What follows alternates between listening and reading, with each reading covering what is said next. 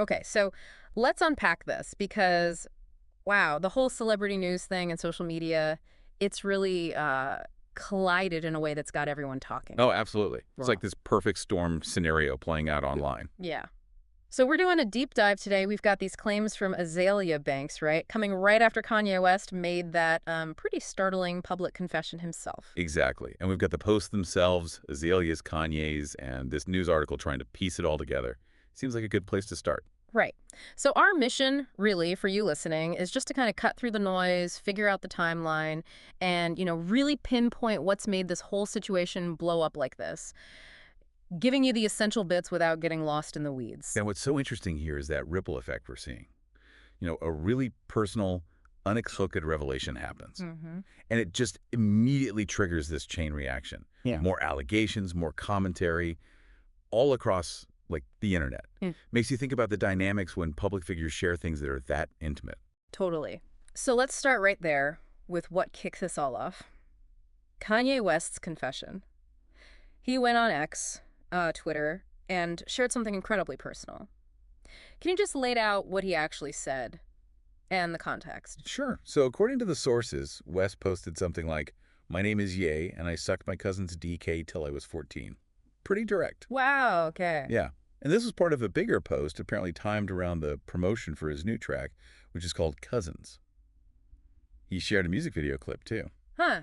So connecting something that personal to a professional release, that's Yeah, a choice. it is. And the article mentions he did give some background in that same post. Right, he said why, didn't he? What was the reasoning? Yeah, he talked about experiencing a lot of emotional turmoil and guilt from it, from this childhood thing. Mm-hmm. And he seemed to link it, partly anyway, to being exposed to adult stuff early on, and also what he called complicated family dynamics. The news report definitely highlights that this confession it stunned fans and critics alike.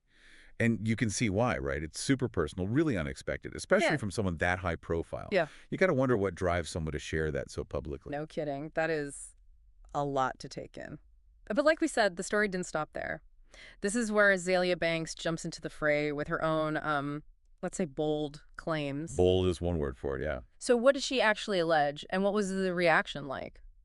Well, right after Kanye's confession went public, Azealia Banks hit her own social media.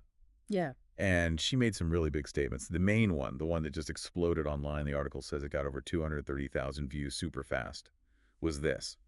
Kanye and Virgil were lovers. Elon Musk definitely got some head from Kanye off that ketamine. Whoa. Okay, that's incredibly specific and, yeah, designed to grab attention. Absolutely. Went viral instantly, ignited this huge online debate, just as you'd expect. Shows how fast unverified stuff can just foosh spread everywhere. And it wasn't just that, was it? The article mentions she threw in some other things, too, in that same burst of posts. That's right. She didn't stop there. She also wrote something like, Kanye is on one of them Diddy tapes, Mm-hmm. Implying he's involved in some kind of explicit content connected to Sean Diddy Combs. Okay. And then she listed off supposed reactions from a bunch of other celebrities. Like she wrote, Jay-Z was like, no homo. Trump was like, no homo. Travis was like, no homo. Drake was like, no thank you. Amber hit him with the strap. Kim thought it just kept going. Right. And this is probably the most important point for us to make and for you listening. These are allegations, unverified claims. Exactly. The article stresses this, and we need to as well. We're reporting what was said, what was posted publicly. But there's zero independent confirmation for any of it. It really draws a line between something being said online and something being, actually true. Oh, absolutely. Crucial distinction. You've got to separate a public claim from a verified fact. And this whole situation is a really stark reminder of just how powerful and incredibly fast social media is at spreading stuff, whether it's accurate or not. And the sheer number of people jumping on Banks' posts just shows how easily these really sensational claims can capture everyone's imagination. So just to get the timeline straight in our heads then, first we had Kanye's confession on X. Then pretty soon after, Azealia Banks posts her stuff. Yep. And the news article we're referencing, that came out April 23rd, 2025, but it's talking about Banks' tweet from April 21st. It also notes Kanye's 47, Banks is 33. So that sequence, it helps frame Banks's comments as a reaction. Precisely. That timing is key. It helps understand the potential cause and effect, or at least how people perceive the connection between Kanye's super personal reveal and Banks's much wider allegations that followed. It suggests that dynamic where one public statement kind of prods another one out, even if they're not directly related on the surface. Okay. And how did the wider world sort of react to all this noise? The article touches on the bigger conversations that popped up, doesn't it? Yeah, it does. It points out that both things, Kanye's confession and Banks' claims afterwards, have kind of reignited conversations around trauma, celebrity culture, and social media accountability. Interesting. Yeah, and it's fascinating how these specific actions by famous people can suddenly become these flashpoints for much bigger, broader societal discussions. Like maybe Kanye's confession gets people thinking about the pressures on men, or maybe Banks' allegations make us question, online gossip and rumor spreading. And it also mentioned, at least when the article was published, that Virgil Abloh's estate and Elon Musk hadn't said anything publicly about what Banks claimed. Right. That silence itself is kind of interesting, isn't it? What could that mean or not mean? Indeed. Yeah, in this day and age, right, when someone gets called out publicly like that, silence can be read in so many ways. Maybe it means they just refuse to engage with rumors they see as baseless. Mm-hmm. Or it's strategic, like they don't want to give the story more oxygen. Or, who knows, maybe something else entirely.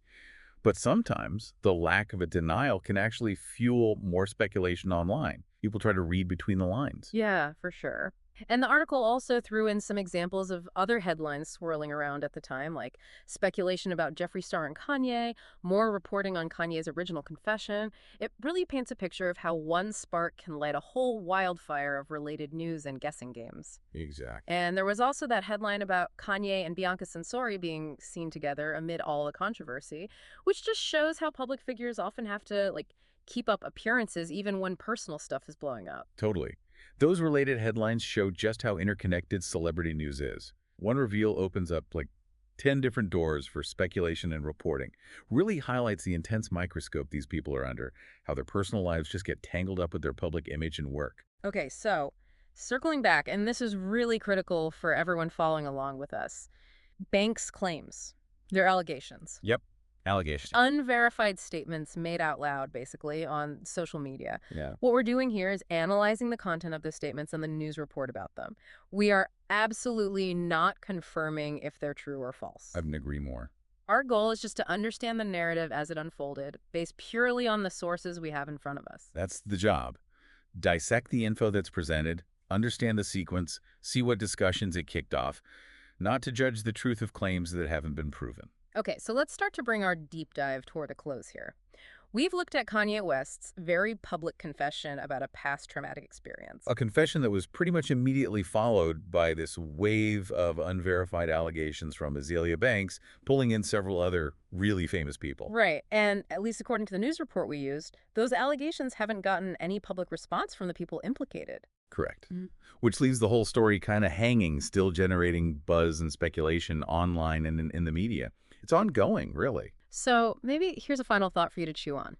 In this age, totally dominated by social media, how do these kinds of things, these really deep personal reveals from celebrities, followed by these often unfiltered, sometimes explosive reactions and claims, how does that change how we see celebrity culture, and what does it do to the idea of online conversation itself? Yeah. Where do we as a society draw the line between what's public interest and what's private life, especially when information this sensitive, this potentially impactful can just become public gossip with a single click? It's definitely complex. A tricky landscape to navigate, for sure.